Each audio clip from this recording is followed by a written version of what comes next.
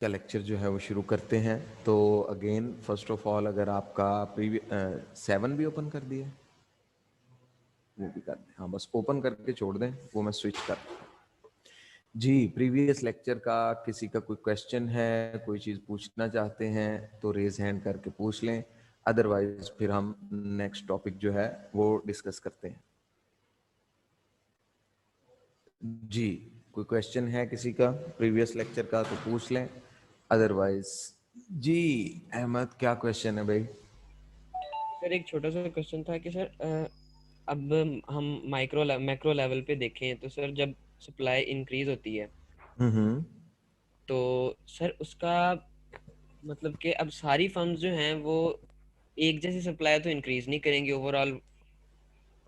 बिल्कुल सही है, कोई कम इंक्रीज करेगी, बल्कि हो सकता है कि कोई इंक्रीज ही ना करे, डिफरेंट इम्पैक्ट होगा, एग्रीगेट सप्लाई इंक्रीज हो जाएगी। तो एग्रीगेट सप्लाई जो सर होगी वो मतलब हम जब सप्लाई लाइन बनाते हैं बिल्कुल उसको सीधा बनाते हैं, हम्म। यूनिट इलास्टिक टाइप जो होती है जी जी, ठीक सर है। वो 100% तो सर रियलिटी में ऐसी नहीं बनेगी ना। नहीं नहीं नहीं नहीं, आप इस चीज से कंफ्यूज ना हो कि वो स्ट्रेट लाइन है तो यूनिट इलास्टिक है, तो वो मोर इलास्टिक भी ड्रॉ हो सकती है। आप थोड़ी सी फ्लैट कर दें, आप स्टीप कर दें उसे। देखिए एग्रीगेट सप्लाई जो है ना, ये ज्यादा आसान है कि वो एक ही इलास्टिसिटी को रिप्रेजेंट करेगी। मैं आपको इसकी एग्जांपल देता हूं। ये असल में आज जो है ना, आज हम ये टॉपिक किनेजियन डिस्कस करने जा रहे हैं, उसमें भी ये इलास्टिसिटी का लिंक आ जाएगा कि कब प्रोड्यूसर्स प्राइस इंक्रीज को ज्यादा रिस्पॉन्ड करते हैं और कब कम रिस्पॉन्ड करते हैं, और वो हम लिंक कर देंगे कि ओवरऑल इकोनॉमी कब मोर इलास्टिकली बिहेव कर सकती है और कब लेस इलास्टिकली। बाय चांस आपने आज ही क्वेश्चन कर लिया है और आज हमने पहला टॉपिक वहीं से जो नहीं, पहला आउटपुट गैप्स है, दूसरा क्रेजियन टॉपिक है, तो वो सही। दूसरे टॉपिक में हमने डिस्कस ये करना है। लेकिन ये क्लियरली नोट कर लें, देखिए जब माइक्रो इकोनॉमिक्स में हम एक प्रोडक्ट की बात कर रहे होते हैं ना, तो उसके लिए तो शायद पॉसिबिलिटी थोड़ी सी मुश्किल हो कि ये प्रोडक्ट किस प्राइस पे लेस इलास्टिक है, कहां पे जाके मोर होगी और इसकी कब।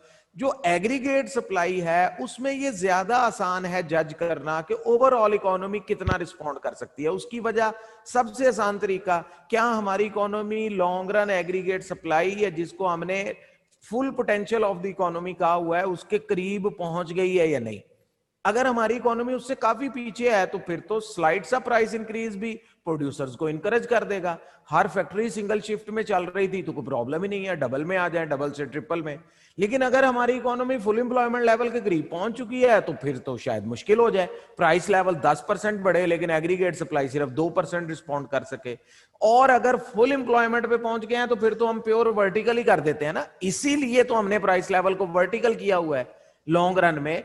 क्यों वर्टिकल है? यानी प्राइस लेवल इंक्रीज भी हो जाए तो एग्रीगेट सप्लाई रिस्पॉन्ड नहीं कर सकेगी। क्यों नहीं कर पा रही? कंट्री के रिसोर्सेज तो पहले ही फुल यूटिलाइजेशन पे आ गए हैं। जब तक रिसोर्सेज नहीं बढ़ेंगे उस वक्त तक एग्रीगेट सप्लाई इंक्रीज ही नहीं हो सकती। तो दैट्स वाई क्लासिकल थॉट ये कहती है कि शॉर्ट रन में पॉजिटिव लिंक है, यानी उसको आप लेस इलास्टिक कह लें या मोर इलास्टिक कह लें, वो डिफरेंशिएशन हो सकती है, लेकिन शॉर्ट रन में प्राइस को आउटपुट रिस्पॉन्ड करता है। और जब वो फुल एम्प्लॉयमेंट पे पहुंच जाता है तो फिर अनलेस के long run factors are shifted, उसके बगैर एग्रीगेट सप्लाई फर्दर रिस्पॉन्ड करना स्टॉप कर देगी। अच्छा और सर सर अगर प्राइस लेवल P1 से P2 पे गया है तो हम टोटल एग्रीगेट क्वांटिटी सप्लाई जो हुई है इकोनॉमी में वो 50,000 यूनिट है। ठीक अब है P2 से जब P3 पे आया है तो सर जी। अब 50,000 यूनिट सप्लाई होने की बजाय क्वांटिटी ज्यादा सप्लाई हुई है लेकिन नेट जो है वो 40,000 यूनिट सप्लाई हुए हैं। सर ऐसा हो सकता है? नहीं, मैं समझा नहीं दोबारा आपकी बात, एक सेकंड। आप किसी स्पेसिफिक ग्राफ की बात कर रहे हैं या जनरली कह नहीं रहे नहीं हैं? नहीं, generally generally sir price level P1 से P2 पे गया है तो ठीक है सप्लाई जो है वो 50,000 इंक्रीज हो गई है। ठीक है ठीक है एग्रीगेट सर। और सर ठीक उसके है। बाद जब P2 से P3 पे जाता है तो हाँ सर हाँ सप्लाई इंक्रीज तो होती है लेकिन हाँ वो 40,000 अब दोबारा इंक्रीज हुई है यूनिट्स हाँ, यानी क्योंकि कि आप सारी ये कह, फर्म्स। मसलन मैं समझ गया हूं, यानी कि आप ये कह रहे हैं कि पहले कंट्री का आउटपुट लेवल लेट अज्यूम जो है वो 10 लाख था, पहली दफा प्राइस इंक्रीज की वजह से वो 10,50,000 पे गया और अगली दफा वो 10,90,000 पे गया, यही कहना चाह रहे हैं? 10 लाख ठीक है सर। हाँ, ऐसी है ना कि मतलब आप कह रहे हैं पहली दफा प्राइस ऐसे लेवल है, इंक्रीज हुआ तो वो 50,000 का जीडीपी इंक्रीज हुआ, इंक्रीज हुआ। दूसरी दफा उतना ही प्राइस लेवल इंक्रीज हुआ तो 40,000 का या जी जी 30,000 का इंक्रीज जी आया। जी जी। बिल्कुल पॉसिबल है। और ये इसीलिए मैंने आपको कहा है कि आज जब हम केनेजियन डिस्कशन करेंगे ना, केन्स की थॉट तकरीबन यही है, और इसमें केन्स भी ये उसको ठीक होगा। एक्सप्लेन करता है कि कब आहिस्ता आहिस्ता सप्लाई जो है वो लेस इलास्टिक बिहेव करना शुरू कर देगी। लेस इलास्टिक का यही नतीजा निकलेगा ना कि प्राइस लेवल तो हर दफा उतना ही इंक्रीज हो रहा है, लेकिन एग्रीगेट जी सप्लाई पहले 50,000 बढ़ी थी, फिर 40, फिर 30, फिर 20, और फिर शायद सप्लाई रिस्पॉन्ड करना ही छोड़ दे, उससे छोड़ आगे दे। बढ़ ही नहीं सकेगी। बिल्कुल हो सकता है, ऐसा ही होगा। ठीक हो गया सर, ठीक है। ओके जी, देन नेक्स्ट हमारे पास डिस्कशन है आउटपुट गैप्स। ये अगर दोनों क्वेश्चंस पूछ लिए जाएं, यानी दोनों गैप्स, असल में दो गैप्स हैं, क्वेश्चन में एक भी पूछ लिया जाता है, दोनों भी पूछ लिए जाते हैं। अगर दोनों का क्वेश्चन आ जाता है कि आउटपुट गैप्स को ड्रॉ भी कर दें और एक्सप्लेन भी कर दें, तो ये कंप्लीट 10 मार्क्स का 10 नंबर का क्वेश्चन है। और पास्ट पेपर्स में एक दफा कंप्लीट 10 मार्क्स का भी आया हुआ है।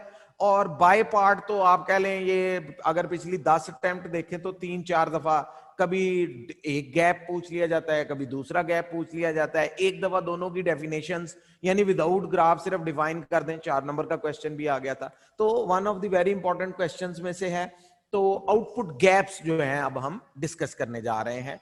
अगर सेपरेट क्वेश्चन है तो 5 से 6 नंबर का बनता है, कंबाइन तो कंप्लीट 10 नंबर का क्वेश्चन है ये। ओके जी, देन आउटपुट गैप या दोनों गैप्स को अगर हम बाय नेम कॉल करें तो both gaps are called deflationary gap and inflationary gap. अगर वो इन दोनों में से किसी एक का क्वेश्चन पूछना चाहता है तो वो बाय नेम मेंशन करेगा कि what is deflationary gap, graphically explain कर दें या with the help of graph explain कर दें। और इसी तरह से अगर वो कहता है कि व्हाट इज इन्फ्लेशनरी गैप, तो उसको भी, अगर वो दोनों ही पूछना चाहता है तो he may use combine wording, यानी वो इन्फ्लेशनरी डिफ्लेशनरी का वर्ड यूज नहीं करेगा, वो कहेगा what are the output gaps. तो वो दोनों आउटपुट गैप्स एक ही क्वेश्चन में पूछ लेगा, और दोनों तरह से क्वेश्चन बनाया जा सकता है। ओके जी, इन टॉपिक्स को करने से पहले इन दोनों को पहले इन्फ्लेशन और डिफ्लेशन की जरा वर्डिंग क्लियर कर लें, यानी ये एडिशनली हम दो डेफिनेशंस करने जा रहे हैं। What is deflation? When in an economy supply is more than demand, then price level decreases, and this situation of economy is known as deflationary gap. या इन सिंपली डिफ्लेशनरी गैप नहीं, इसको हम प्राइस लेवल के कम होने को हम कहते हैं डिफ्लेशन। जब भी किसी इकोनॉमी में एग्रीगेट सप्लाई एग्रीगेट डिमांड से ज्यादा हो जाए, यानी इस वक्त हमारे कंट्री में एग्रीगेट डिमांड है 40,000 बिलियन का प्रोडक्ट और मार्केट में एग्रीगेट सप्लाई है 50,000 बिलियन या 45,000 बिलियन, तो डिमांड के मुकाबले में जब total supply in the country extra है तो ये एक्स्ट्रा सप्लाई सरप्लस क्रिएट करेगी और वो सरप्लस प्राइसेस को डाउनवर्ड पुश करेगा। तो ओवरऑल प्राइस लेवल का गिरना जो है उसको हम इकोनॉमिक्स की जुबान में डिफ्लेशन कहते हैं, ओवरऑल प्राइस लेवल। अब ये एक दो प्रोडक्ट्स की प्राइस कम नहीं हो रही, ओवरऑल प्राइसेस गिरना शुरू हो गई हैं, यानी मोस्ट ऑफ द प्रोडक्ट्स का प्राइस लेवल डाउन आ रहा है। ओके, रिवर्स वर्डिंग, इन्फ्लेशन क्या है? when in an economy demand या aggregate demand is more than aggregate supply, then price level increases। अगर किसी भी इकोनॉमी में एग्रीगेट डिमांड जो है वो एग्रीगेट सप्लाई से ज्यादा हो जाए तो what will happen, aggregate price level जो है वो इंक्रीज करना शुरू कर देगा। साफ जाहिर है प्रोड्यूसर्स जितना आउटपुट मार्केट में ला रहे हैं एग्रीगेट सप्लाई, उससे कहीं ज्यादा एग्रीगेट डिमांड है, कंज्यूमर्स उससे कहीं ज्यादा आउटपुट परचेज करना चाहते हैं, तो ये शॉर्टेज क्रिएट करेगा और शॉर्टेजेस आपको पता है इकोनॉमी में प्राइस लेवल को इंक्रीज करती हैं। तो ये तो दो डेफिनेशंस थी जो हमने वर्ड यूज करने हैं, तो यहां पे उनको जरा क्लैरिफाई कर लिया। जनरल प्राइस लेवल का फॉल करना डिफ्लेशन कहलाता है, जनरल प्राइस लेवल का इंक्रीज होना जो है वो इन्फ्लेशन कहलाता है। और आमतौर पे हमेशा नहीं, आमतौर पे इन्फ्लेशन या डिफ्लेशन की बैक पे रीजन डिमांड एंड सप्लाई होती है। इसके अलावा भी फैक्टर्स हैं, वो हम चैप्टर नंबर 8 में इन्फ्लेशन, मनी एंड इन्फ्लेशन का पूरा चैप्टर है, तो उसमें हम बाकी रीजंस भी डिस्कस कर लेंगे कि इन्फ्लेशन की और कौन कौन सी वजूहत हो सकती हैं। लेकिन आमतौर पे प्राइस लेवल के बढ़ना और प्राइस लेवल का फॉल करना, इन दोनों के पीछे demand and supply he work करता है। एग्रीगेट सप्लाई ज्यादा है एग्रीगेट डिमांड से तो प्राइस लेवल गिरना शुरू हो जाएगा, एग्रीगेट डिमांड ज्यादा है एग्रीगेट सप्लाई से तो प्राइस लेवल बढ़ना शुरू हो जाएगा। ओके, डेफिनेशन हम करेंगे आउटपुट गैप्स की, फिर हम डायग्राम करेंगे और फिर हम दोबारा डेफिनेशन करेंगे, क्योंकि डेफिनेशन थोड़ी सी कॉम्प्लेक्स है। ओके जी, डिफ्लेशनरी एंड इन्फ्लेशनरी गैप्स की डेफिनेशन क्या है? When income and employment level fluctuates below and above productive potential, when employment level fluctuates below and above productive potential level of the economy, it may result in one of the two situations, either inflationary gap or deflationary gap. अगर हमारे country का output level full employment level से आगे या full employment level से पीछे हो तो इन दोनों सिचुएशन को आउटपुट गैप्स कहा जाता है। अगर हमारा फुल एम्प्लॉयमेंट लेवल से पीछे है करंट नेशनल इनकम लेवल तो इसको हम डिफ्लेशनरी गैप कहते हैं, और अगर हमारा current output level full employment से आगे है, वो भी कैसे जाएगा ये भी हम डिस्कस कर लेंगे। तो अगर हमारा फुल एम्प्लॉयमेंट लेवल जो है वो फुल एम्प्लॉयमेंट लेवल से आगे है current national income level output level, तो ये इन्फ्लेशनरी गैप जो है इकोनॉमी में क्रिएट करेगा। अब हम डायग्राम करेंगे और उसके बाद फिर दोबारा डेफिनेशन को रिवाइज करेंगे। Okay, first diagram, inflationary gap क्या है और हम इसे गैप क्यों कहते हैं। असल में जो आप फोकस है उसको गैप वर्ड पे रखें कि ये एक्चुअली गैप क्यों कहलाता है, और उसके साथ फिर हम नेम तो अटैच कर ही लेंगे। एक तरह के गैप को हम इन्फ्लेशनरी कह देंगे, एक तरह के गैप को डिफ्लेशनरी कह देंगे।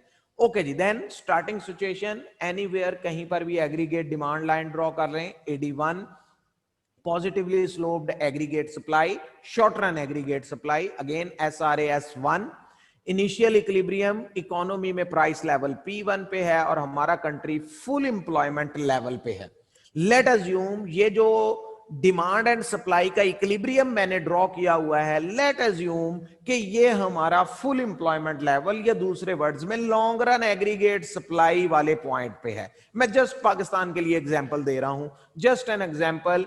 लेट अज्यूम 50,000 बिलियन का आउटपुट हम प्रोड्यूस कर रहे हैं। हमारे मुल्क में cars, agriculture product, industrial product, services sector, total goods and services हमारी इकोनॉमी में जो आउटपुट प्रोड्यूस हुआ है वो है 50,000 बिलियन का, और ये हमने 50,000 बिलियन आइडियल सिचुएशन में अचीव किया है। इकोनॉमी में एक बंदा भी अनएम्प्लॉयड नहीं है, 1 इंच टुकड़ा भी लैंड का जो है वो अनयूटिलाइज नहीं पड़ा हुआ। आप कह लें हमने अपने कंट्री के रिसोर्सेज को, जो भी काबिल इस्तेमाल रिसोर्सेज थे उनको फुली यूटिलाइज करना शुरू कर दिया है।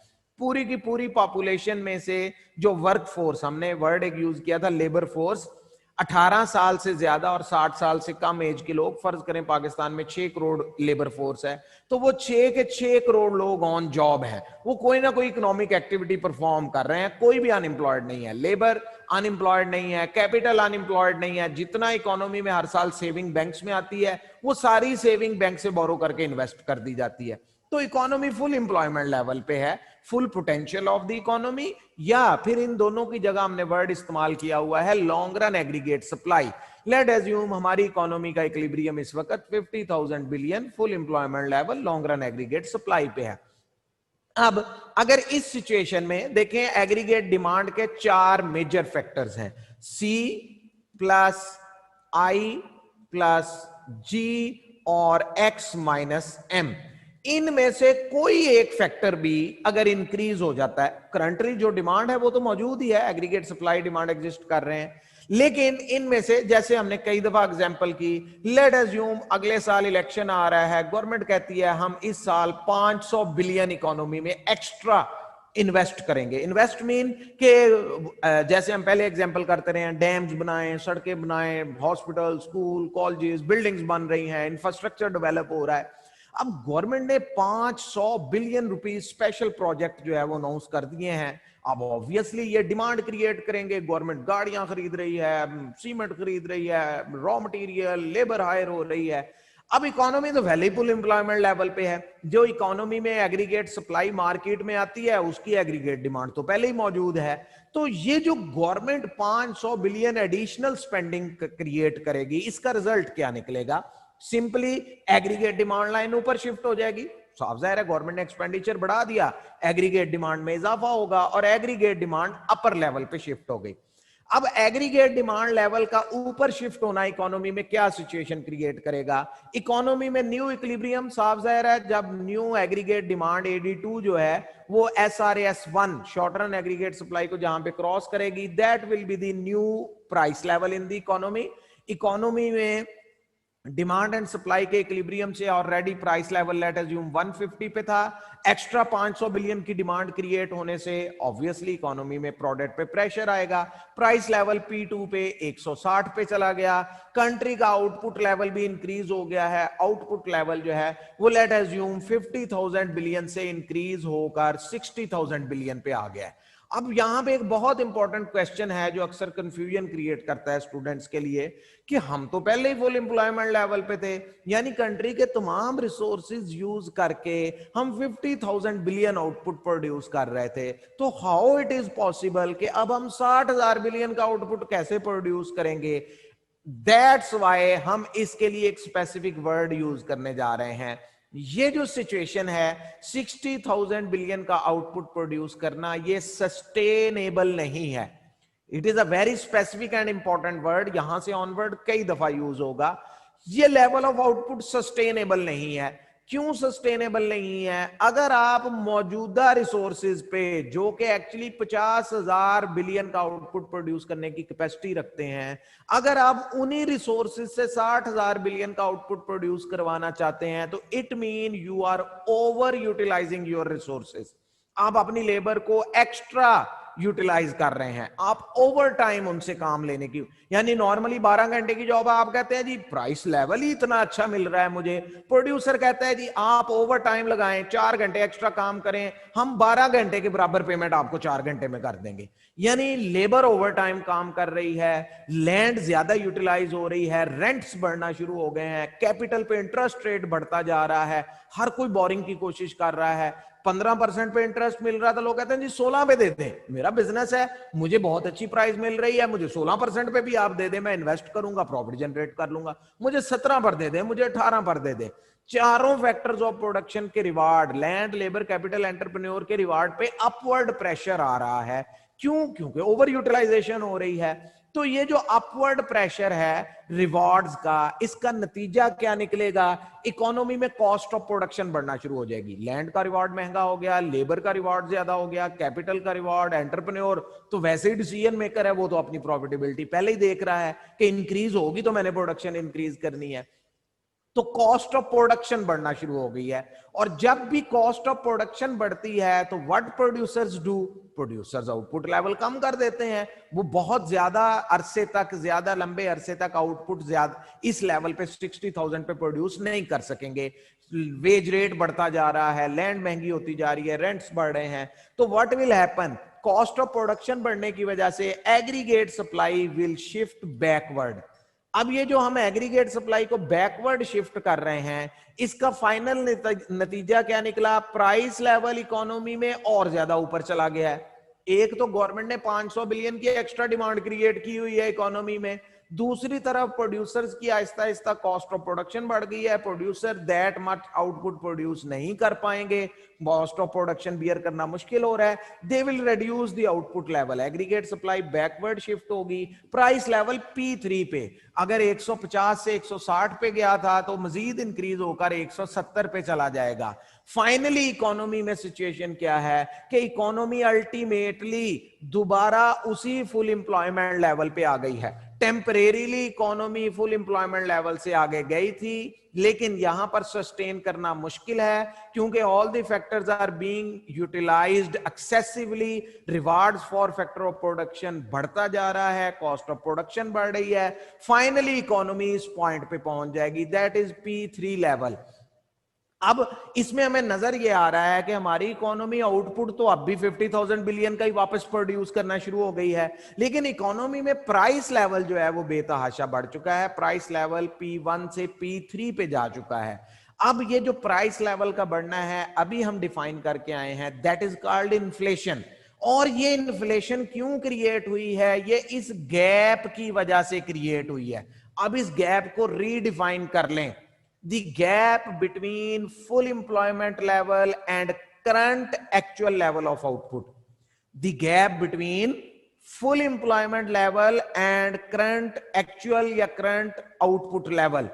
If YF is less than actual income of the country, current income आप YC लिख लें या simply Y लिख लें.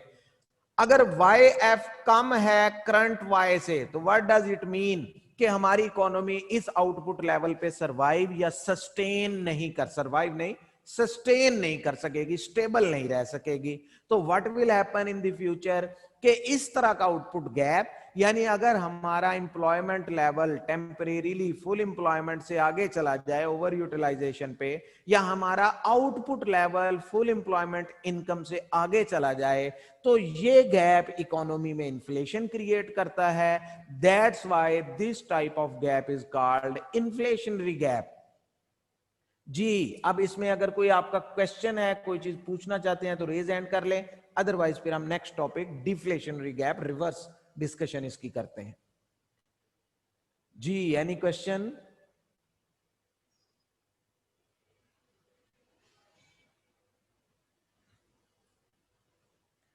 ओके जी, देन रिवर्स डिस्कशन. ये 5 नंबर का या 6 नंबर का क्वेश्चन था. What is inflationary gap? Inflationary gap क्या होता है, या हम उसे इन्फ्लेशनरी गैप क्यों कहते हैं? बेसिकली ये आउटपुट गैप है कि आप फुल एम्प्लॉयमेंट लेवल से आगे चले गए थे. जितना आप ज्यादा आगे जाएंगे, यानी फुल एम्प्लॉयमेंट लेवल से राइट साइड होता जाएगा, ही इन्फ्लेशन पे प्रेशर ज्यादा होगा, उतना ही इन्फ्लेशन इन द इकोनॉमी ज्यादा तेजी से राइज होगी. ओके, नेक्स्ट है इसकी reverse explanation, deflationary gap. Again starting point हमारा आइडियल सिचुएशन से है, short run aggregate supply, aggregate demand in the economy. Okay okay, एक सेकंड, मैं पहले एक चीज आपको हाईलाइट कर दूं, स्पेशली उन स्टूडेंट्स के लिए जो आप में से अगर कोई आई कैप की बुक से कर रहा है, तो उसमें एक आप कह लें एरर या गलती है, उस चीज को नोट कर लीजिएगा. एक्चुअली आउटपुट गैप, ये जो आपको डायग्राम अब स्क्रीन पे नजर आ रही है, आउटपुट गैप्स इस डायग्राम से एक्सप्लेन किया जा सकता है, लेकिन इसमें कंप्लीट डिस्कशन नहीं की जा सकती. यानी डायग्राम अगर आप ये बना दें तो ये सफिशिएंट है, इसमें कोई प्रॉब्लम नहीं है. लेकिन जब आप इसको एक्सप्लेन करते हैं कि ये आउटपुट गैप क्रिएट क्यों हुआ है, तो उसके लिए आपको पहले रेफरेंस देना पड़ता है कि आप ओरिजिनली कहां पे थे.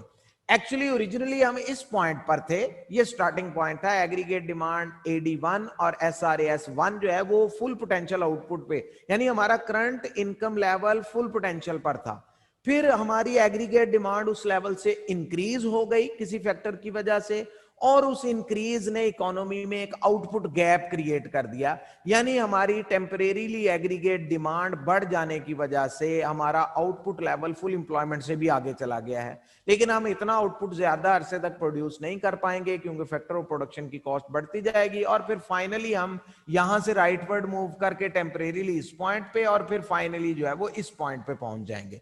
लेकिन इसमें एक इंपॉर्टेंट बात याद रखें कि ये जो आपके सामने अब कंप्लीट डायग्राम नजर आ रही है, अगर आप, यानी कंप्लीट डायग्राम में एक्चुअली सिचुएशन क्या होगी, AD1 भी ड्रॉ करना होगी और SRAS2 भी ड्रॉ करना होगी, तो फिर ये कंप्लीट डायग्राम बनती है.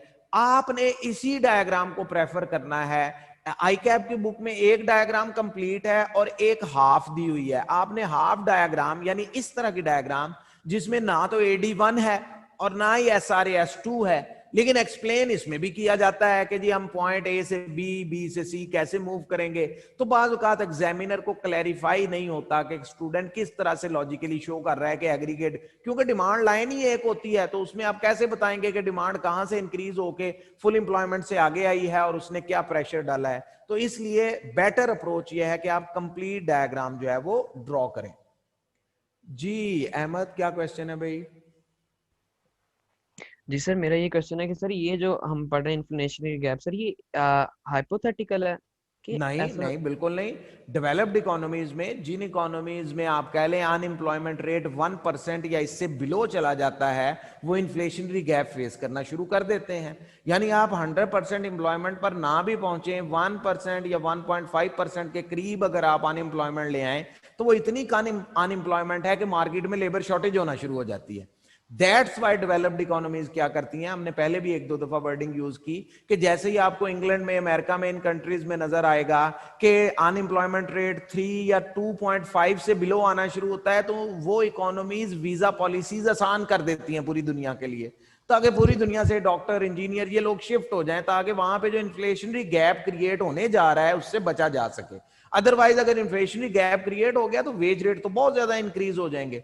तो इसलिए ये रियल है, यानी कि अगर आप पाकिस्तान इकोनॉमी की बात करें तो फिर तो हाइपोथेटिकल है प्योरली। हम तो अभी तक 6% 5% से अनएम्प्लॉयमेंट नीचे ला ही नहीं सके, तो हम तो उस सिचुएशन में अभी तक नहीं पहुंचे, लेकिन डेवलप्ड इकोनॉमीज में ये एग्जिस्ट करता है प्योरली। लेकिन सर अभी तक हम पीछे सारा पढ़ के आए हैं कि सर जितनी भी इक्विलिब्रियम है वो लॉन्ग रन से पीछे ही बनेंगे। तो मोस्ट हमने ऑफ द कहा है कि ये टाइम बहुत कम ऐसा होता है। बिल्कुल ऐसे ही है और तो सर रेयरली होता है। जी, तो सर फुल एम्प्लॉयमेंट पे तो हमारे पास मतलब कि सब कुछ अचीवेबल है, हमने सब कुछ एक्वायर कर लिया है। हम्म। तो सर सिर्फ लेबर की शॉर्टेज ही होगी? असल में देखें, बाकी जो दो फैक्टर्स है ना, कैपिटल और लैंड, लैंड की यूटिलाइजेशन इंटेंसिव कर दी जाती है। जैसे मैंने एग्जांपल दी थी, आप बिल्डिंग्स अलाउ कर देते हैं जी, कि पिछले जी 10 साल तक पाकिस्तान में बिल्डिंग थी सिर्फ आप 20 स्टोरी बिल्डिंग से हाईएस्ट बना नहीं सकते थे। ये पिछले साल ही अब गवर्नमेंट ने क्या अनाउंस किया, 50 स्टोरी कर दी है कमर्शियल बिल्डिंग।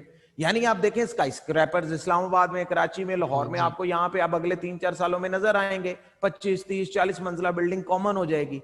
तो ये एक्चुअली क्यों किया है, लैंड की यूटिलाइजेशन भी इंटेंसिव हो जाती है इजीली, कैपिटल इन्वेस्टमेंट आपको पूरी दुनिया से इजीली मिल जाती है, वो विद इन कंट्री सोर्सेज भी होते हैं। सबसे ज्यादा प्रॉब्लम आता है लेबर के, वो आपको फौरी तौर पे इंपोर्ट करना इम्पोर्ट पड़ती है। करना पड़ता है। हाँ इसलिए जी। तो सर अरसलान ये आपका क्या क्वेश्चन है?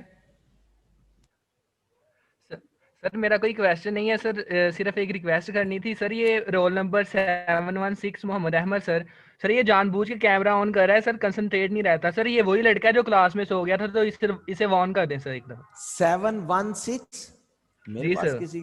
किसी का वैसे शो नहीं हो रहा यहाँ पे। और बच्चे जिसका भी कैमरा है, आप जो है इसको फौरी तौर पे ऑफ कर सर दें, इस सर तरह ये की प्रॉब्लम ना सर ये क्रिएट करें। ये सर ना ये हो वही कि लड़का है जो टीएस सो गया आपको था अगली क्लास में। क्लास में वैसे ही ब्लॉक कर दें। जी अहमद, क्या कहना है आपने? जी सर, मैंने कैमरा ऑन नहीं किया, ये झूठ बोल रहा है। चलें ठीक है, ओके ओके बस ठीक। ओके जी, देन नेक्स्ट हमारे पास है डिस्कशन इसकी reverse deflationary gap. Most of the time economies में ये सिचुएशन भी आपको नजर आएगी। अब डिफ्लेशनरी गैप कब क्रिएट होता है? Late assume again, starting point हमेशा ज़हन में रखें, दोनों क्वेश्चंस में हमारा स्टार्टिंग पॉइंट कहां पे है कि लेट अज्यूम करंटली हमारी जो नेशनल इनकम लेवल है वो फुल एम्प्लॉयमेंट लेवल पे पहुंच चुका है। यानी हमारी इस साल की जीडीपी या नेशनल इनकम जो है वो एग्जैक्टली उतनी ही है जितना हम फुल एम्प्लॉयमेंट लेवल पे अचीव कर सकते थे, रिसोर्सेज फुली यूटिलाइज हो रहे हैं। अब इस सिचुएशन से डिफ्लेशनरी गैप कैसे क्रिएट होगा, और हम उस गैप को डिफ्लेशनरी कहते क्यों है? क्योंकि वो गैप डिफ्लेशन करेगा इकोनॉमी में, प्राइस लेवल को फॉल कर देगा, इसलिए हम उसे डिफ्लेशनरी गैप कहते हैं। ओके, अगेन सिमिलर सिचुएशन है, starting point AD1 short run aggregate supply 1, full employment level 50,000 billion का आउटपुट या नेशनल इनकम हमारी इकोनॉमी प्रोड्यूस कर रही है। अब ड्यू टू एनी फैक्टर, जिस तरह ये अभी की एग्जांपल है, लेट अज्यूम वर्ल्ड में जो है वो कोरोना लाइक इफेक्ट पूरी वर्ल्ड में आया हुआ है। अब पूरी दुनिया की गवर्नमेंट्स जो हैं वो प्रॉब्लम में आ जाती हैं, जिस तरह आपने ये सुना होगा पिछले 1-2 वीक में, 3 वीक में, कि इंडिया, बांग्लादेश, वहां पे जरा ज्यादा सीवियर अटैक था, तो दुनिया के बहुत से ममालिक ने उनसे प्रोडक्ट्स इंपोर्ट करना 2 महीने के लिए, 4 महीने के लिए बैन कर दी। अब देखें, मैं जस्ट लाइक एग्जाम्पल कह रहा हूं, फॉर एग्जाम्पल ये इंडियन इकोनॉमी है और इंडियन इकोनॉमी का ग्राफ है। इंडियन इकोनॉमी जो है लेट अज्यूम हमसे ग्रेटर साइज में, हम कहते हैं जी 1,50,000 बिलियन का आउटपुट लेवल है, फुल एम्प्लॉयमेंट लेवल। और इंडियन इकोनॉमी में अगेन उसी तरह से C+I+G और X-M वर्क कर रहा है। लेट अज्यूम बाकी सारे फैक्टर हम कांस्टेंट कर देते हैं। हम कहते हैं इंडिया की एक्सपोर्ट्स अचानक कम होना शुरू हो गई, दुनिया के 25 कंट्रीज ने फैसला किया इंडिया से हम 2 महीने प्रोडक्ट नहीं खरीदेंगे। यानी इंडिया से अगर 25 कंट्रीज अचानक प्रोडक्ट खरीदना छोड़ देंगे तो what will happen? Exports of the India will fall. Exports कम होने का मतलब है कि इंडिया जो आउटपुट प्रोड्यूस कर रहा था, एक्चुअली उसकी जो आउटपुट टोटल प्रोड्यूस होता था उसमें से कंज्यूमर, इन्वेस्टर, गवर्नमेंट परचेज करती थी और उसका बहुत बड़ा हिस्सा एक्सपोर्ट होता था। अब एक्सपोर्ट तो हो नहीं रहा, वो कुछ भी परचेज नहीं कर रहे बाहर वाले, तो इंपैक्ट क्या है इसका? Aggregate demand will fall. Aggregate demand का इंपैक्ट हम क्या शो करेंगे? एग्रीगेट डिमांड डाउनवर्ड शिफ्ट हो जाएगी, और एग्रीगेट डिमांड का डाउनवर्ड शिफ्ट होना न्यू इक्विलिब्रियम क्रिएट कर देगा। न्यू इक्विलिब्रियम क्या है? इकोनॉमी में प्राइस लेवल फॉल कर गया है। आपको इकोनॉमी में नजर आएगा कि प्राइस लेवल जो है वो फॉल कर रहे हैं, क्योंकि जो आउटपुट पहले एक्सपोर्ट होता था वो भी अब इकोनॉमी में इंजेक्ट हो रहा है, तो कंट्री में प्रोडक्ट्स की प्राइसेस गिरना शुरू हो गई हैं। ये तो है इनिशियल इंपैक्ट, लेकिन इसकी वजह से देखें होगा क्या? जब प्रोड्यूसर्स का आउटपुट सेल नहीं हो रहा, एक्सपोर्ट नहीं हो रहा, वो कंट्री में बेचने पे मजबूर हैं, कंट्री में प्राइस लेवल भी गिरना शुरू हो गया है, तो प्राइस लेवल गिरना प्रोड्यूसर्स को डिस्करेज करता है, और प्रोड्यूसर्स का डिस्करेज होना एग्रीगेट सप्लाई को कॉन्ट्रैक्ट करना शुरू कर देगा। यानी एग्रीगेट सप्लाई कम होकर, आउटपुट लेवल कम होकर रिड्यूस्ड एग्रीगेट डिमांड के इक्वल आ जाएगा। अब देखें, factories for example 1 lakh workers पे चल रही थी, प्रोड्यूसर्स ने फैसला किया हमारा प्रोडक्ट तो कम प्राइस पे बिक रहा है, बड़ी मुश्किल से बेचना पड़ रहा है, प्रोडक्शन कम करें। प्रोडक्शन कम करने के लिए उन्होंने फैक्ट्री से 20,000 वर्कर निकाल दिया कि अब हमें 1 लाख वर्कर की जरूरत ही नहीं है, आउटपुट ही कम प्रोड्यूस करना है। 20,000 पीपल फायर ऑफ कर दिए गए। ये एक मैं फर्म या बिजनेस की बात कर रहा हूं। तो अगर एग्रीगेट सप्लाई पे इंपैक्ट आ रहा है ओवरऑल इकोनॉमी, तो यानी पूरी इकोनॉमी में आपको नजर आएगा कि लोगों की जॉब्स फिनिश हो रही हैं, लैंड यूटिलाइजेशन, रेंट वापस किए जा रेंट नहीं है, लैंड्स वापस की जा रही हैं, रेंट एग्रीमेंट्स खत्म हो रहे हैं, रिसोर्सेज तो अनएम्प्लॉयड होना शुरू हो गए हैं। अब लैंड भी फ्री पड़ी हुई है, लेबर भी अनएम्प्लॉयड पड़ी हुई है, कैपिटल बैंक से कोई बारो करने को तैयार नहीं है, बैंकों में पैसे का ढेर लगा हुआ है। What will happen? यानी कि इस अनएम्प्लॉयमेंट की वजह से अब आपको लेबर भी सस्ती मिलेगी, अब आपको कैपिटल भी सस्ता मिलेगा, अब कम इंटरेस्ट पे लैंड का रेंट भी कम हो चुका होगा। तो व्हाट विल हैपन? ये जो रिवॉर्ड्स का वेज रेट का गिरना है, ये प्रोड्यूसर्स को इनकरेज करेगा। And what will happen? Producers will start producing more output. सस्ती लेबर मिलना शुरू हो गई है, सस्ती रेंट पे लैंड मिल रही है, तो इसके इंपैक्ट की वजह से aggregate supply in the economy will increase, और एग्रीगेट सप्लाई जो है वो फाइनली कहां पे पहुंच जाएगी? अगेन फुल एम्प्लॉयमेंट लेवल पे। यानी एग्रीगेट सप्लाई राइटवर्ड शिफ्ट होगी, और राइटवर्ड शिफ्टिंग की वजह से एक तो कंट्री में पहले ही प्राइस लेवल गिर रहा था, दूसरा extra output in the economy आ गया है, उस एक्स्ट्रा आउटपुट ने प्राइस लेवल को मजीद कम कर दिया है। यानी अगर हम इसकी फाइनल सिचुएशन देखना चाहें तो हमारे पास कुछ इस तरह की सिचुएशन बनेगी कि प्राइस लेवल P1 से P3 तक फॉल कर जाएगा, या इन अदर वर्ड आप ये कह लें, इस पॉइंट को हम पॉइंट ए कह रहे हैं, इसको हम बी कह रहे हैं, और इसको हम सी कह रहे हैं। इकोनॉमी एग्रीगेट डिमांड के गिरने की वजह से ए से बी पे गई, और बी पे जाने पे प्राइस लेवल क्योंकि फॉल कर गया, इकोनॉमी में अनएम्प्लॉयमेंट शुरू हो गई, फैक्टर्स ऑफ प्रोडक्शन सस्ते मिलना शुरू हो गए, उसकी वजह से एग्रीगेट सप्लाई इंक्रीज होकर यहां शिफ्ट हो गई। यानी फाइनली इकोनॉमी में प्राइस लेवल P1 से कम होकर P3 पे आ गया, और प्राइस लेवल के गिरने को हमने क्या कहा था? Deflation in the economy. तो एक्चुअली जब हमारी इकोनॉमी ऑलरेडी फुल एम्प्लॉयमेंट पर हो, और फुल एम्प्लॉयमेंट लेवल से किसी वजह से एग्रीगेट डिमांड नीचे आ जाए, कम हो जाए, तो फुल एम्प्लॉयमेंट लेवल और करंट जीडीपी लेवल में जो गैप क्रिएट होता है, इस गैप को हम डिफ्लेशनरी गैप कहते हैं, क्योंकि ये गैप एम्प्लॉयमेंट इकोनॉमी में जो है वो डिफ्लेशन जो है वो क्रिएट करेगा। अब यहां पे एक वेरी इंपॉर्टेंट या सेंटेंस जो है एक इंपॉर्टेंट, वो नोट या अंडरस्टैंड कर लें कि ये जो फुल एम्प्लॉयमेंट लेवल से बिलो या अबव मूव करना है, इसकी वर्किंग किस तरह से आती है। एक सेकंड के लिए हम दोबारा रिवाइज करने जा रहे हैं वही डेफिनेशन जो हमने आउटपुट गैप्स की जो है वो यूज की थी, ताकि वो वर्डिंग फर्दर क्लियर हो जाए, उसमें कोई डाउट या इश्यू ना रहे आपके पास। When income and employment level fluctuates below and above the productive potential, यानी कि हम ऑलरेडी प्रोडक्टिव पोटेंशियल पे थे, लेकिन फ्लक्चुएशन की वजह से हम प्रोडक्टिव पोटेंशियल से नीचे आ गए। वो फ्लक्चुएशन क्या थी? एग्रीगेट डिमांड का कम हो जाना। एग्रीगेट डिमांड कम हुई, हम फुल एम्प्लॉयमेंट लेवल से नीचे आ गए। इस फुल एम्प्लॉयमेंट लेवल से नीचे आने ने इकोनॉमी में डिफ्लेशनरी गैप क्रिएट कर दिया, डिफ्लेशन इन द इकोनॉमी।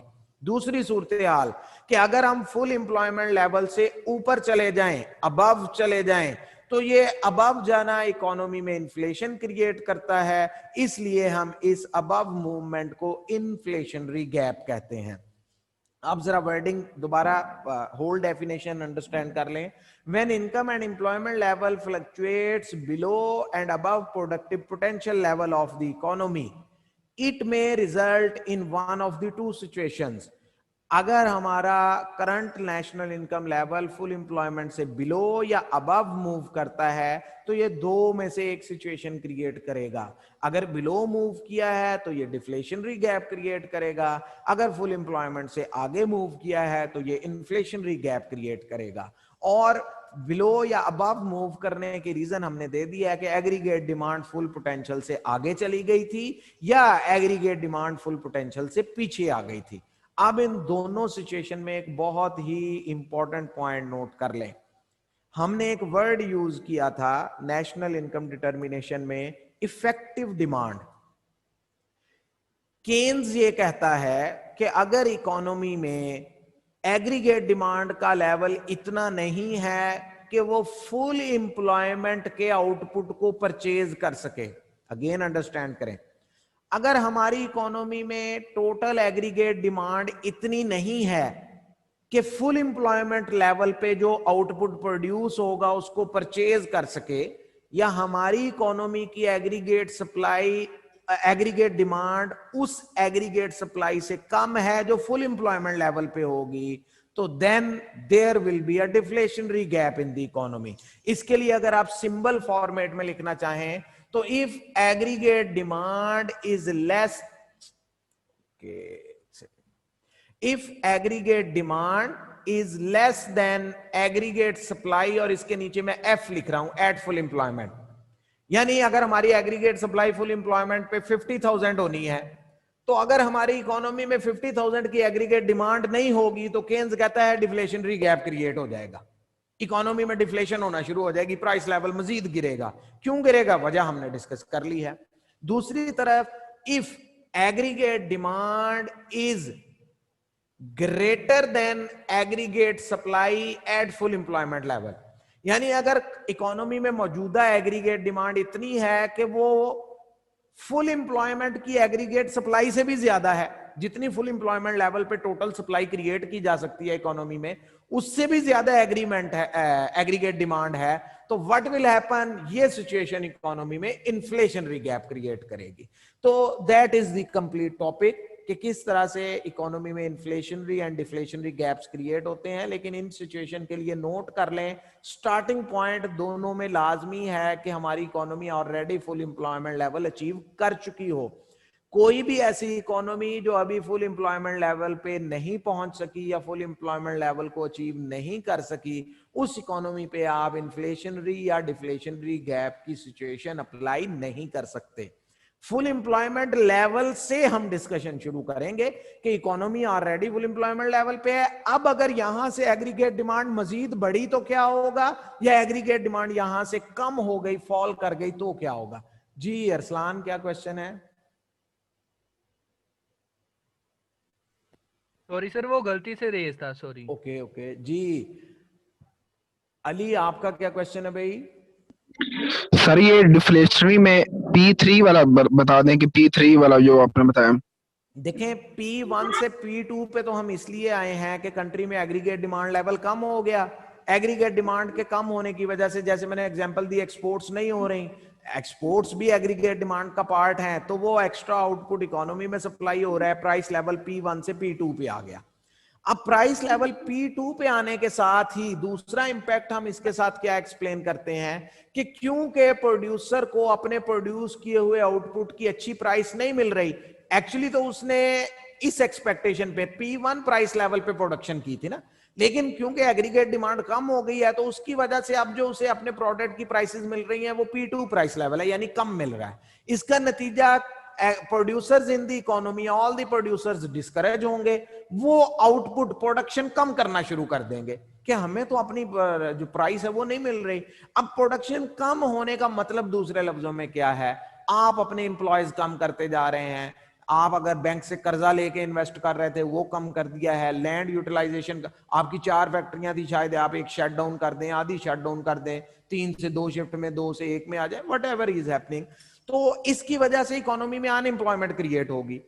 अब ये अनएम्प्लॉयमेंट चारों factors of production, specially land, labour, capital, इन तीनों के रिवॉर्ड को कम कर देगी। यानी लेबर बेरोजगार है कंट्री के अंदर बेताशा, कल तक जो आपको वर्कर 1000 रुपए दिहाड़ी पे मिलता था वो आपको 400 रुपए दिहाड़ी पे मिल जाएगा, 600 रुपए पे मिल जाएगा। लोग तो अनएम्प्लॉयड है, वो तो 600 पर भी काम करने को तैयार है। तो ये रिवार्ड्स का रेट जो है जी, उसामा मैं भी क्वेश्चन लेता हूं आपका भी, तो ये जो रिवार्ड का रेट फॉल करना है ये कॉस्ट ऑफ प्रोडक्शन को कम करेगा। कॉस्ट ऑफ प्रोडक्शन का कम होना प्रोड्यूसर्स को इनकरेज कर देगा कि यू हायर द लेबर, सस्ता प्रोडक्ट बन रहा है, प्रोड्यूस करें और मार्केट में बेचें। तो इस डिसीजन की वजह से एग्रीगेट सप्लाई इंक्रीज हो जाएगी। एग्रीगेट सप्लाई जैसे ही इंक्रीज होगी प्राइस लेवल मजीद नीचे आ जाएगा। एक तो एग्रीगेट डिमांड के कम होने से प्राइस लेवल गिरा था, ऊपर से प्रोड्यूसर्स ने एक्स्ट्रा आउटपुट मार्केट में डाल दिया है क्योंकि प्रोडक्ट प्रोड्यूस ही सस्ता हो रहा है, तो what will happen, price level और ज्यादा डाउन आ जाएगा। तो that is the movement from P2 to P3। जी उसामा क्या क्वेश्चन है भाई? अस्सलाम वालेकुम सर। वालेकुम सर आपने अभी जैसे बताया कि अगर एग्रीगेट डिमांड एग्रीगेट सप्लाई से हायर हो जाए तो इन्फ्लेशनरी गैप क्रिएट होता है। बिल्कुल सही है, लेकिन सर इसमें तो सिचुएशन उल्टी नहीं आ जाएगी, अगर डिमांड सप्लाई से ज्यादा हो जाए तो कीमत कम नहीं होगी प्राइस की? अगर डिमांड सप्लाई से ज्यादा हो जाए तो प्राइस कम कैसे हो रही है? इन्फ्लेशनरी गैप वाला क्वेश्चन देखें तो डायग्राम किधर शिफ्ट हो रही है? AD1 से AD2 पे डिमांड इंक्रीज हुई है, तो डिमांड का इंक्रीज होना प्राइस लेवल को इंक्रीज कर रहा है। प्राइस लेवल P1 से P2 पे चला गया है। Thank you. ठीक है, ओके जी। देन नेक्स्ट हमारे पास है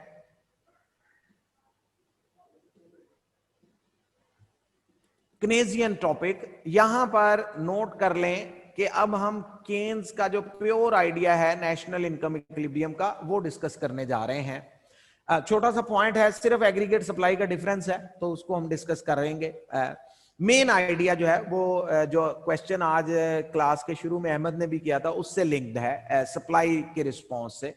ओके जी, the aggregate supply curve describes for each given price level the quantity of output the firms of the country plan to supply। Basically aggregate supply है क्या कि different price levels पे इस country के तमाम प्रोड्यूसर्स कितना output market में supply करना चाहते हैं, प्राइस लेवल्स के अकॉर्डिंगली वो सप्लाई बढ़ाते हैं या कम करते हैं। ओके, डेफिनेशन में तो कोई डिफरेंस नहीं है। एक्चुअली डिफरेंस कहां पे है? Keynesian economics implies that the aggregate supply curve contain 3 segments। Keynes के नजदीक एग्रीगेट सप्लाई की लाइन जो 2 नहीं है, यानी शॉर्ट रन और लॉन्ग रन की सप्लाई लाइन अलग नहीं है। एक्चुअली सप्लाई लाइन एक है लेकिन उसके 3 सेगमेंट्स हैं कि कब प्राइस लेवल को एग्रीगेट सप्लाई कम रिस्पॉन्ड करती है, कब ज्यादा रिस्पॉन्ड करती है और कब बिल्कुल रिस्पॉन्ड करना छोड़ देती है। इस बुनियाद पे केन्स के नजदीक एग्रीगेट सप्लाई की लाइन ग्राफ एक ही है, प्राइस लेवल को लेके वो एक ही ग्राफ से एक्सप्लेनेशन करता है, लेकिन इस चीज पे वो आप कह लें कि explanation according to the GDP level explain करता है। Okay, one segment is horizontal. पहला सेगमेंट जो हम ड्रॉ करेंगे वो बिल्कुल हॉरिजेंटल है, indicating that prices are rigid downward and output is almost infinitely elastic in relation to prices। Keynes के नजदीक जो पहला सबसे हिस्सा है प्राइस लाइन का, एग्रीगेट सप्लाई की लाइन का, दैट इज हॉरिजेंटल। हॉरिजेंटल का मतलब है prices are rigid downward. Rigid का मतलब है केन्स ये कहता है कि इकोनॉमी में जितनी भी इन्फ्लेशन हो जाए प्राइस लेवल कहीं ना कहीं पर आके रुक जाता है, उससे मजीद नीचे नहीं जा सकता। ये आप ओवरऑल इकोनॉमी की रिजर्वेशन प्राइस के तौर पे भी ले सकते हैं। माइक्रो में तो हमने एक प्रोडक्ट के लिए रिजर्वेशन प्राइस ली थी, लेकिन केन्स सेज दैट कि प्राइस लेवल जो है वो डाउनवर्ड रिजिड होता है। रिजिड का मतलब कि एक खास हद तक तो डाउन जाएगा, उससे आगे मजीद नीचे नहीं जा सकेगा। Okay, then the curve shows that total output of an economy can decline or increase without price level declining or increasing। यानी इस हिस्से में ये जो हम हॉरिजेंटल लाइन ड्रॉ करेंगे, इस हिस्से में प्राइस लेवल ना भी चेंज हो तो आउटपुट इंक्रीज भी हो सकता है, आउटपुट डिक्रीज भी हो सकता है, and output can increase even without increasing the incentive. The idea behind that, ऐसा क्यों हो रहा है भाई? प्राइस लेवल के बगैर ही प्रोड्यूसर ज्यादा आउटपुट सप्लाई करने को तैयार है, प्राइस लेवल के कम हुए बगैर ही कम करने को, तो without price level changing output increase या डिक्रीज क्यों होगा? इसकी बैक पे थॉट क्या है? That is because there is too much unemployment in the economy. Firms can readily obtain as much as labour as they want at current veg.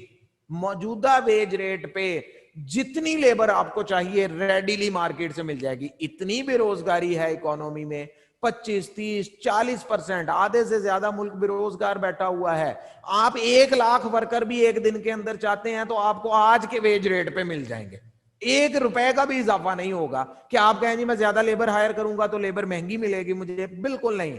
इतनी ज्यादा unemployment है कि करंट वेज रेट पे ही आपको additional worker मिल जाएगा। अब इसका नतीजा क्या निकलेगा, बाकी वर्डिंग हम बाद में करते हैं, पहले जरा ग्राफ देखें। Again price level Y axis पे है, रियल जीडीपी या आउटपुट लेवल हमारे पास एक्स एक्सिस पे है। इन दोनों सिचुएशंस में देखें, केन सेज दैट कि इनिशियल एग्रीगेट सप्लाई जो है वो प्योरली हॉरिजेंटल है, यानी price level P1, late assume any price level 120 है। केन्स कहता है प्राइस लेवल 120 से 121 पर भी ना जाए, 120 ही रहे तो भी प्रोड्यूसर्स आउटपुट इंक्रीज करने के लिए तैयार हो सकते हैं। आउटपुट लेवल को Y1 से Y2 पे भी ला सकते हैं, Y2 से Y1 पे वापस भी लेके जा सकते हैं। क्यों? एक्चुअली प्रोड्यूसर्स इस हिस्से में प्राइसेस की वजह से आउटपुट इंक्रीज या डिक्रीज क्यों नहीं कर रहे? देखें, ये बैक एंड लॉजिक समझ लें। प्रोड्यूसर क्यों प्राइस का इंक्रीज होना एज ए इंकरेजमेंट लेता है? उसे दूसरी तरफ नजर ये आता है कि जब तक मुझे अच्छी प्राइस नहीं मिलेगी अपने प्रोडक्ट की, मैं उस वक्त तक एक्स्ट्रा रिसोर्सेज हायर करके प्रोडक्शन नहीं बढ़ाऊंगा। क्यों? क्योंकि एक्स्ट्रा रिसोर्सेज मुझे हाई प्राइस पे मिलेंगे। पहले मेरे पास जो ऑलरेडी लेबर है वो 1000 रुपए पे काम कर रही है और मैं अपना प्रोडक्ट 15 रुपए का बेच रहा हूं, ठीक है, मैं नॉर्मल सुपर नॉर्मल प्रॉफिट जो भी जनरेट कर रहा हूं, लेकिन अगर मुझे इससे अच्छी प्राइस मिलेगी तो मैं मजीद लेबर हायर करूंगा। क्यों? मैं जब भी मजीद लेबर हायर करता हूं मुझे वो महंगी पड़ती है।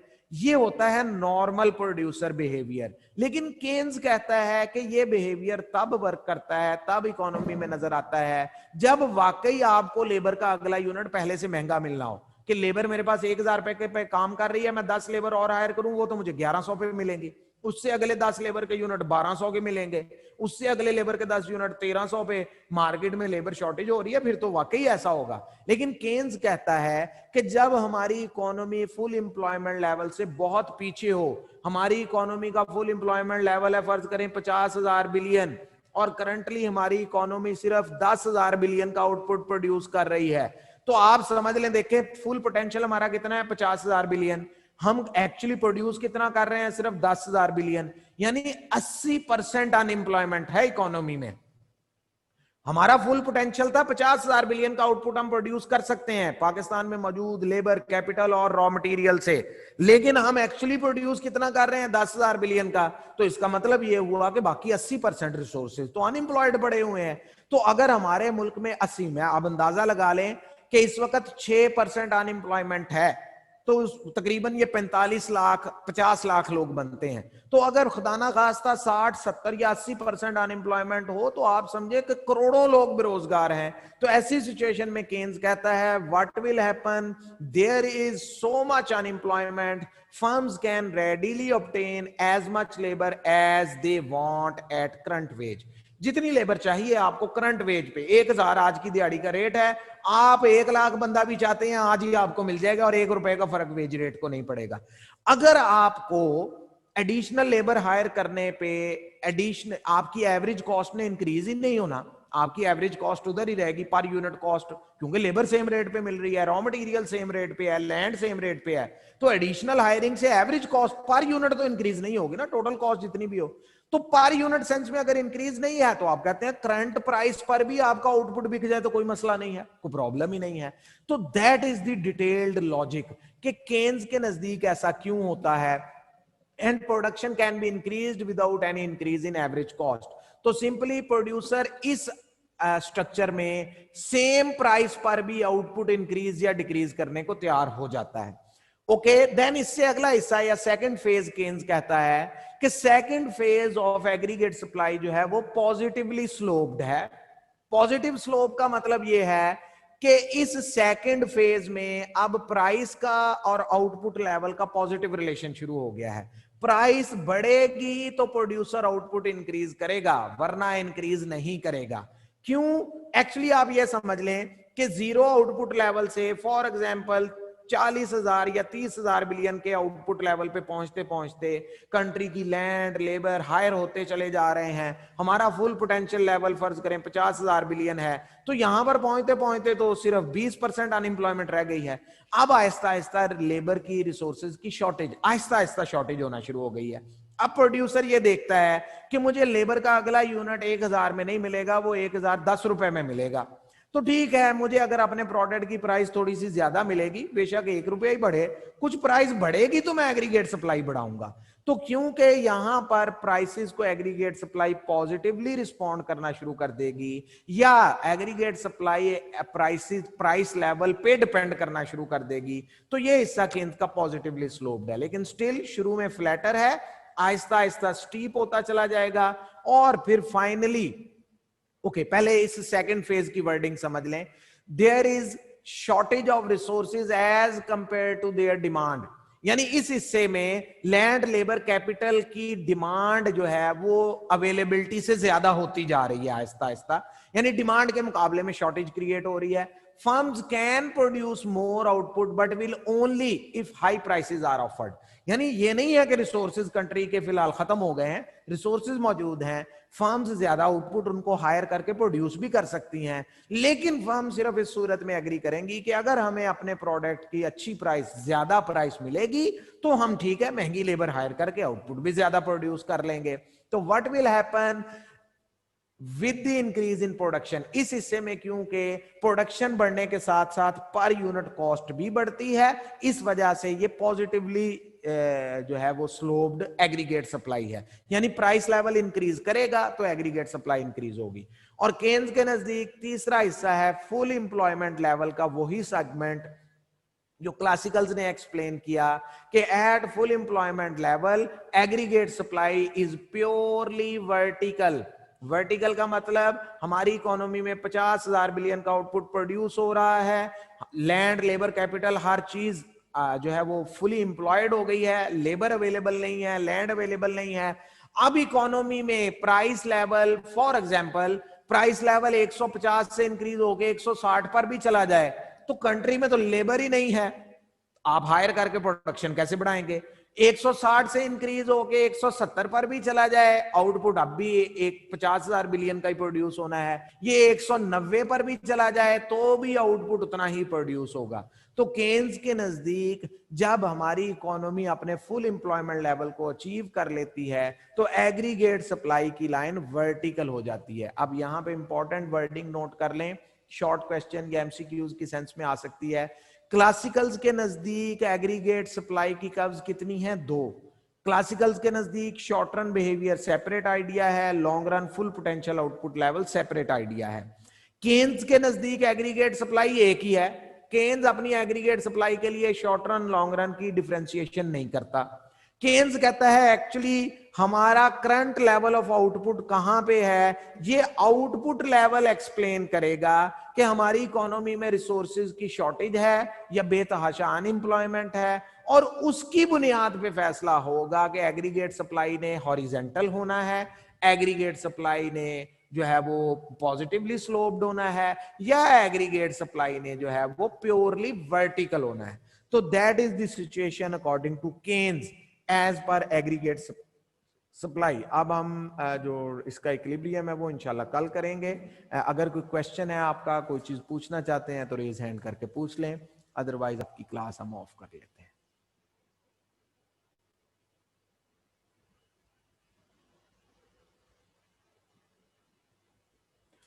ओके जी, देन सफिशिएंट है आज के लिए। बाकी इंशाल्लाह फिर हम कल इसका पहले इक्विलिब्रियम डिस्कस करेंगे और फिर उसके बाद चैप्टर नंबर 7 भी शुरू करेंगे।